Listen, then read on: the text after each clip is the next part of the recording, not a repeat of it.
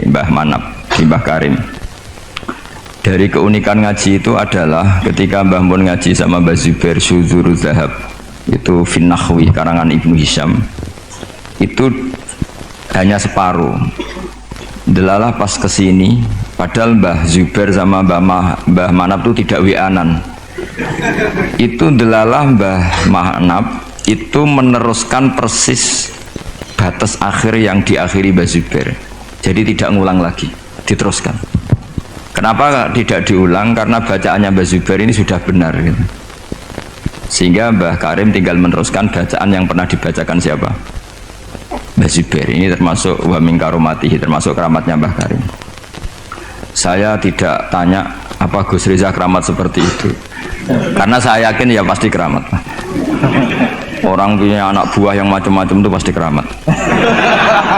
Tadi cocokan sama saya punya anak buah waria itu bagus itu.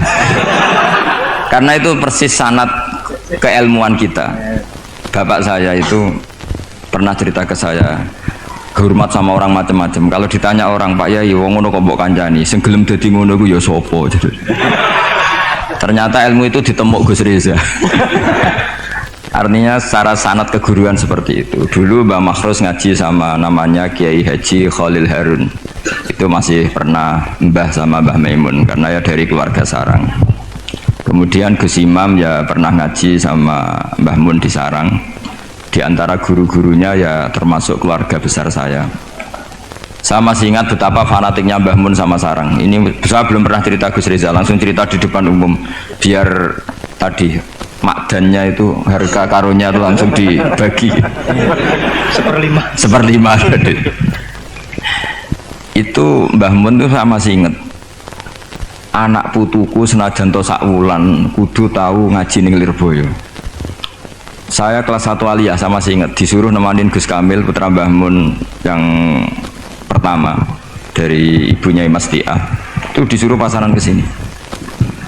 Dan saking takzimnya Mbah Mun saya masih ingat, itu ngasih bisaroh bentuk hadiah takzim sama zaman itu Mbah Idris, Yai Anwar, Mbah Imam, Gus Imam, itu diamplopi sendiri.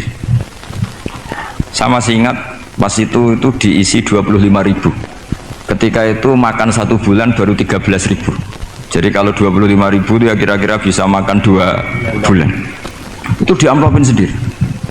Disuruh nganturkan Mbah Idris, Mbah Anwar, Mbah Imam, sama Gus Kafabi, sama Gus Maksum namanya. Jadi saya pernah pasanan di sini. Saya tidak tahu apa ini sudah mewujud apa belum. Tapi karena saya itu niatin nemani Gus Kamil, saya itu tidak pernah ngaji. Ingat saya dalam 1 bulan itu ngaji 2 kali. Tahun berapa itu? Lupa tahunnya karena wali tidak boleh nginget-nginget tahun.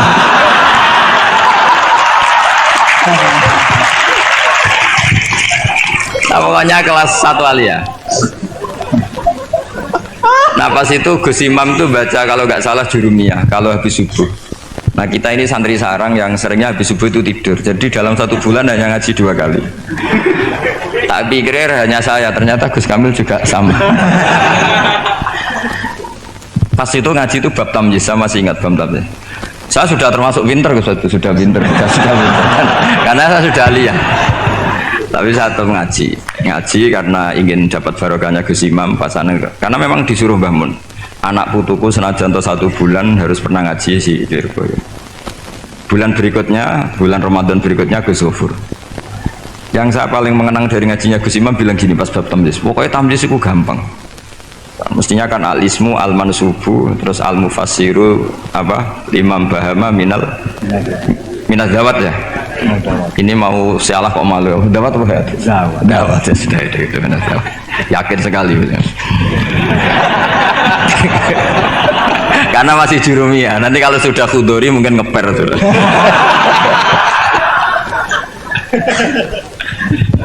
Kemarin cocokan nasab sama saya, jatuhnya juga saya kalah lagi, disuruh manggil Lek. Iya Gus? Iya. Saya ini paman sampean Gus. Ini bener-bener nasib ya, ini nasib. Makanya beliau ini mau diatur karena selain nasabnya juga ponakan saya beliau ini. Tapi selain itu juga ad-dhaif kal mayyit. Tamu itu koyok mayit Gus. Walaupun toh ada orang yang bilang tamu itu adalah raja. Iya, rojo sing dadi mayit itu.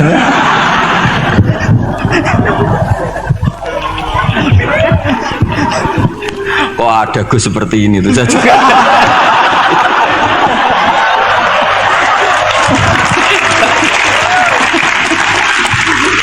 Kok ada loh. Saya masih ingat Gus Imam tuh lucu sekali. Cuma lucunya lebih benar ketimbang putranya, urusan ilmu. Urusan ilmu. Itu kalau baca tamyiz, tamyiz itu gampang. Beliau nggak pakai takrif atau definisi yang ada di jurumnya. Aku agermuni apa nih? Ya berarti tamyiz. Setelah itu saya pulang ke kamar. Kamar saya di baratnya dalamnya Gus Kafabi. Kan ada kamar madhep timur. Utaranya musola persis. Dulu ada kamar menghadap timur. Saya di situ. Tiap malam tuh nyewa sepeda ontel, kalau nggak salah harganya 25 rupiah atau berapa? 25 terus ke Doho nyetel radio. Jadi kalau malam tuh nyetel radio di Doho. Ya sudah kegiatannya gitu. Tapi saya ya Islami sering ngaji di Bakarim. Mungkin sering saya di Manggus Riza pas itu loh ya, ngaji di Bakarim.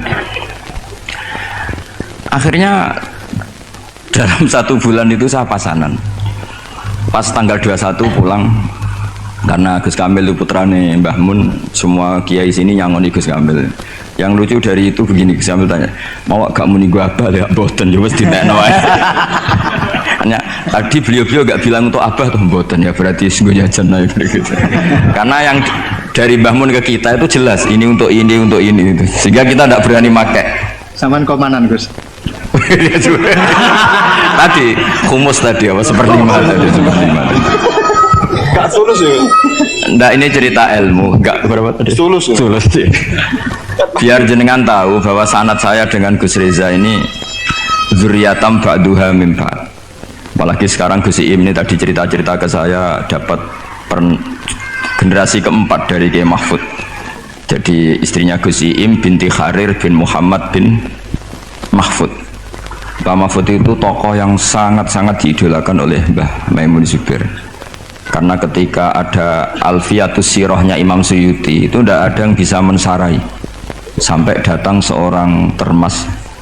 Kalau beliau mungkin tidak bilang orang termas, mbahnya istri saya gitu. Karena kalau termas beliau nggak keren, itu mbahnya istri saya. Jadi kalau nggak ngandalkan diri sendiri, yang ngandalkan istrinya. Nah, itu nggak masalah, seperti itu juga masalah. Allah itu baik. Keramat gandul karo bojone. Iya, keramat gandul. Keramat gandul karo bojone. Muga-muga keramatnya tetep aja sampai cuman gandul tok.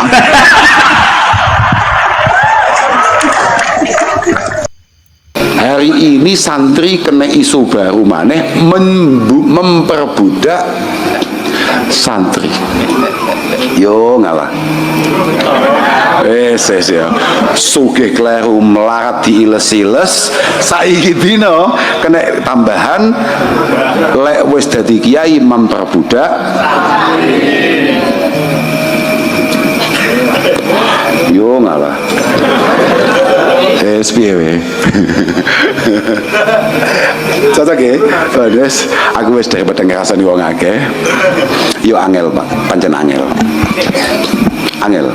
Sebabnya ngeten nggih nuwun sewu, bagi kami para santri, bagi kita-kita yang santri yang kebetulan paham betul dengan santri, ada beberapa hal yang memang saya tidak bisa paksakan untuk semuanya untuk memahami itu semua. Khususnya itu kan masalah nuwun sewu apa yang terjadi tenggene syuhada'i al-Khazini. Diawali dari sana kan? Diawali kecelakaan atau musibah yang sangat luar biasa yang dialami saudara-saudara kita yang di pondok pesantren Al-Khazini.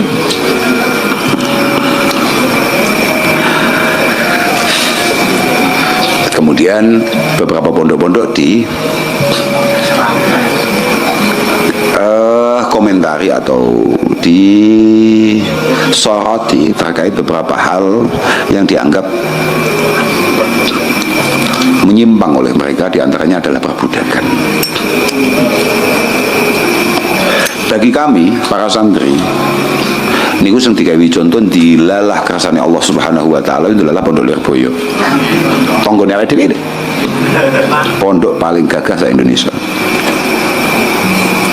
dilarang kersane ngalah.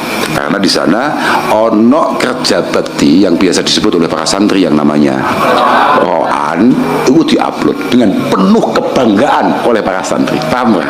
Kapal ini nih, itu diupload dengan penuh kesadaran dan kebanggaan oleh para sama tak ono santri Lirboyo. Betapa bangganya berkesempatan untuk terlibat dalam kerja bakti atau roan itu tadi, pasti itu. Dan itu ada di setiap otak dan pikiran semua santri. Yang ternyata hari ini otak-otak model santri-santri Lirboyo, santri-santri kaya awake dhewe ini dianggap otak-otak kosong, otak-otak sing gak jelas. Paham gak? Maka akan sangat sulit bagi kita untuk menjelaskan bahwa cara gampangan ini loh Pak. Jadi awake dhewe akan menjelaskan dawuh ana abduman allamani walau ana abduman allamani walau harfan wahida, itu sulit. Paham Pak? Kita semua ini sebagai para santri itu memang budak daripada beliau-beliau para masyayikh. Aku koyok sering ngomong tuh bahwa kami ini punya kiai-kiai lisadatun min aizihim aqdamuhum fauqal jibah illam akun minhum fali fi hubbihim aizzun wajah. Bahwa kami ini memang punya guru-guru, punya kiai-kiai yang mohon maaf, kami sangat rela. Ya memang sekosong itu otak kita, setolol itu otak kita para santri. Tadi aku juga iso jelas nih gini wong-wong kui. Dan saya juga nggak pengen menjelaskan apapun kepada mereka yang kebetulan bukan santri. Iki aku mau cerita toh, hanya untuk pengingat bagi kita para santri. Kamu nggak usah panik, karena memang kita nggak perlu menjelaskan itu. Selain kita nggak punya kemampuan menjelaskan, memang kita nggak punya kewajiban menjelaskan. Karena kita ini punya satu keyakinan bahwa li sadatun min izhim aqdamuhum fauqal jibah ilam akun minhum fali fi hubbihim izzun wajah. Bahwa kita ini para santri, jangankan kok hanya untuk ikut apa mau roan, beliau jalan saja. Ketika kepala kita diminta untuk menjadi pijakannya, maka kami akan letakkan itu semua. Kabalen ini, jangankan hanya ikut roan, ini ya cara mau potong ya kiamat ini. Tapi apa? Nggak, makanya kulon masya Allah saya itu panjenengan yang di luar sana yang kebetulan buatan santri, saya itu memang kami santri-santri itu ya setolol itu dalam cinta kami terhadap para guru-guru kami. Paham Pak? Dan itu memang begitu. Karena kami tahu betul, artinya kami ini dari awal ngerti betul bahwa ilam akun minhum, kalau memang kami tidak ditakdirkan untuk kemudian memiliki apa yang beliau miliki, kita tidak ditakdirkan menjadi seperti beliau-beliau, paling tidak kita hanya mencintai atau bahkan berkesempatan meladeni, itu istimewa banget menurut kami. Dan itu sulit diterima, paham Pak? Itu sulit diterima dan memang nggak bisa diterima, memang nggak gampang diterima. Yo otot apa teh kena ditompo.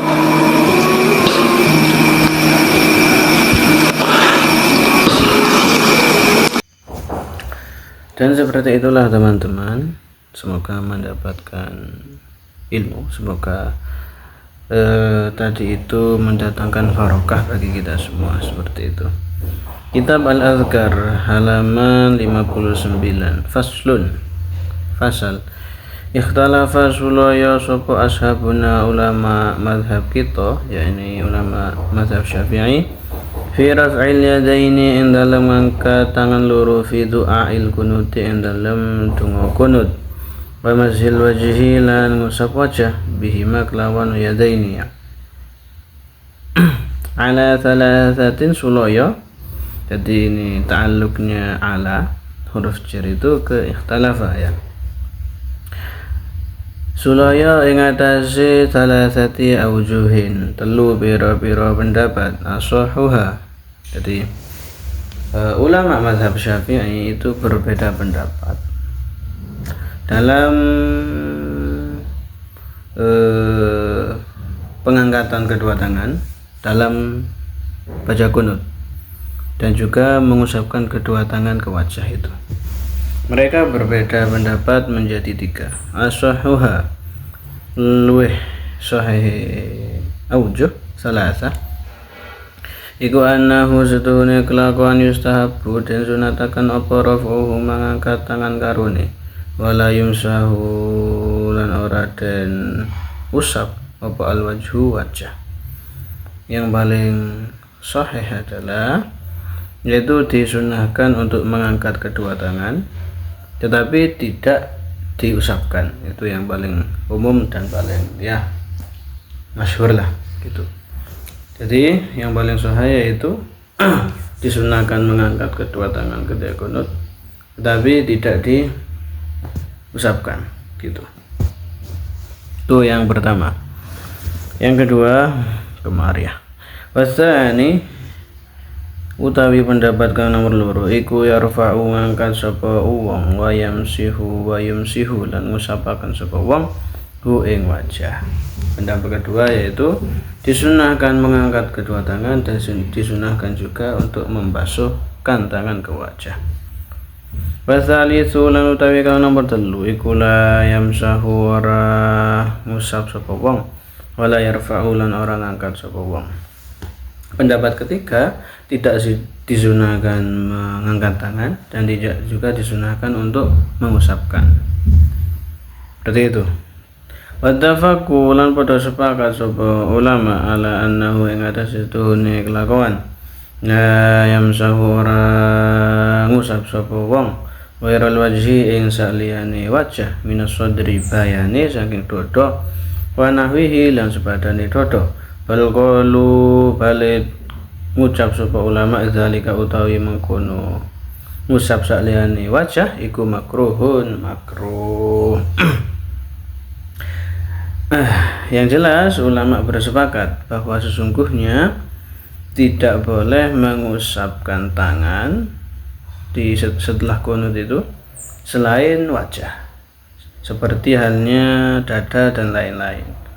Dan ulama juga berkata mengusap selain wajah itu setelah kunut adalah makruh. Seperti itu teman-teman.